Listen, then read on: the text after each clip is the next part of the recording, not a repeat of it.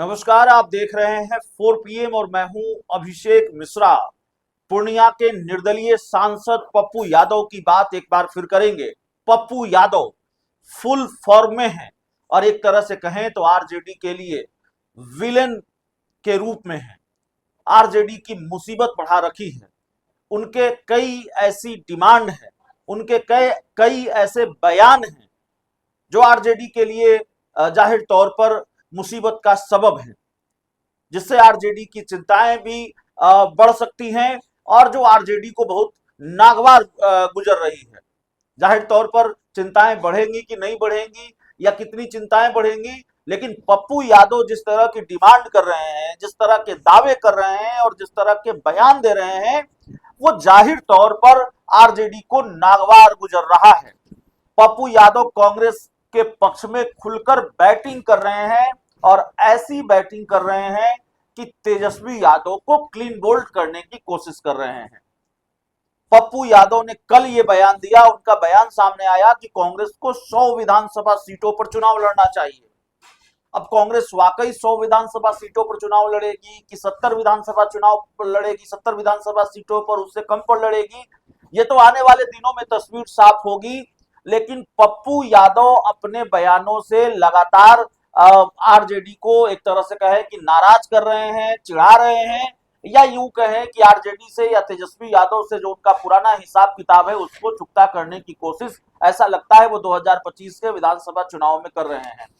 पप्पू यादव ने आज प्रधानमंत्री नरेंद्र मोदी पर भी निशाना साधा है और कांग्रेस को लेकर जो बयान दिया है उन्होंने, वो जाहिर तौर पर एक बार फिर आरजेडी को नागवार गुजरेगा। पप्पू यादव ने कहा है कि राहुल गांधी का नेतृत्व होना चाहिए और पप्पू यादव इस तरह की बात पहले भी कर चुके हैं। उन्होंने कहा है कि राहुल गांधी के नेतृत्व में बिहार में इंडिया गठबंधन को चुनाव लड़ना चाहिए। तेजस्वी यादव को भी निशाने पर लिया है। उन्होंने कहा कि राहुल गांधी के नेतृत्व में बिहार में चुनाव लड़ा जाएगा, तभी जीत मिलेगी। पप्पू यादव ने ऑपरेशन सिंदूर को लेकर प्रधानमंत्री नरेंद्र मोदी पर भी निशाना साधा है। आपको याद होगा, प्रधानमंत्री नरेंद्र मोदी ने एक भाषण दिया। अपने भाषण में जो कुछ भी कहा कल, उसके बाद उनके भाषण का वो हिस्सा सोशल मीडिया पर खूब वायरल है और अलग अलग ढंग से उसकी व्याख्या की जा रही है। उस बयान के अलग अलग मायने निकाले जा रहे हैं या उसको अलग अलग तरीके से देखा जा रहा है।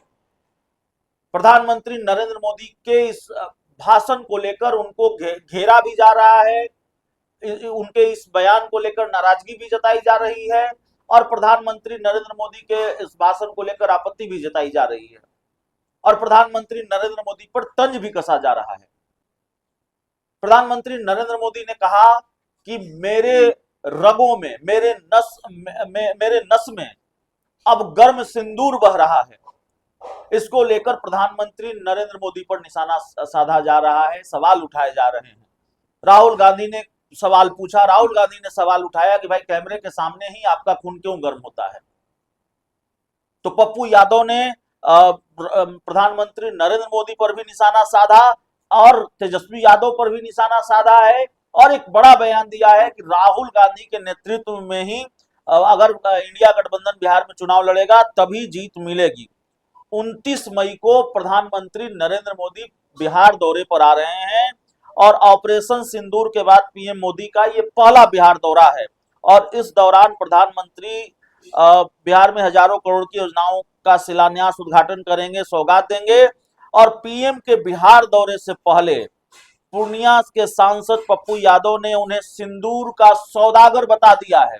पप्पू यादव ने प्रधानमंत्री नरेंद्र मोदी को सिंदूर का सौदागर बताया है, जो मीडिया रिपोर्ट्स के हवाले से खबर सामने आ रही है पप्पू यादव को लेकर। और उन्होंने कहा कि अब तो सिंदूर के सौदागर भी पैदा होने लगे हैं, कभी तो मैं भी नहीं सुना था लेकिन अब वो हो रहा है, इससे ज्यादा क्या है।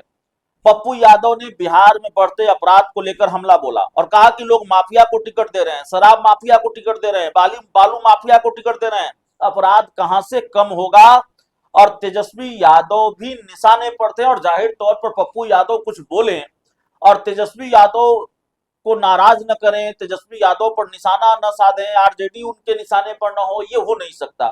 आरजेडी को, तेजस्वी यादव को अपनी फायरिंग रेंज में पप्पू यादव रखते ही रखते हैं।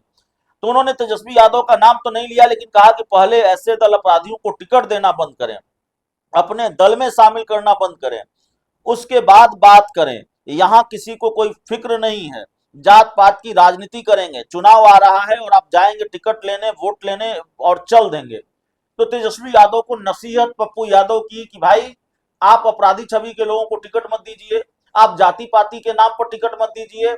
ये नसीहत पप्पू यादव ने तेजस्वी यादव को दी है। और इसके साथ ही ये बड़ा बयान दिया है प्रधानमंत्री नरेंद्र मोदी, सिंदूर के सौदागर, उन्होंने पीएम मोदी को बताया है। और राहुल गांधी अगर बिहार में नेतृत्व करेंगे इंडिया गठबंधन का, उनके नेतृत्व में चुनाव होगा, तब इंडिया गठबंधन ये चुनाव होगा। राहुल गांधी को पप्पू यादव ने पिछड़ा, अति पिछड़ा, दलित, महादलित सभी लोगों का आइकॉन बताया और कहा कि उनके नेतृत्व में ही चुनाव लड़िएगा, तभी भाजपा को हरा पाइएगा। बिहार में राहुल गांधी के नेतृत्व में चुनाव लड़ना चाहिए, तभी बीजेपी को आप हरा पाएंगे। तेजस्वी यादव आज अपराध पर बोल रहे हैं। 17 महीने वह भी नीतीश कुमार के साथ थे, क्यों नहीं अपराध को खत्म कर दिया, ये सवाल भी उठाया है। तो सीधे तौर पर तेजस्वी यादव पर हमला है, पीएम मोदी पर हमला है। और ये नसीहत इंडिया गठबंधन को है, आरजेडी को भी है, कांग्रेस को भी है, इंडिया गठबंधन के सभी दलों को है कि भाई राहुल गांधी का नेतृत्व होना चाहिए। अगर आपको बीजेपी को हराना है 2025 के विधानसभा चुनाव में, भाजपा को सत्ता से दूर रखना है, तो राहुल गांधी का नेतृत्व होना चाहिए। स्टीयरिंग राहुल गांधी के हाथों में होगी, कमान राहुल गांधी के हाथों में होगी, तभी बिहार विधानसभा चुनाव में इंडिया गठबंधन को जीत मिलेगी। बहुत बहुत धन्यवाद।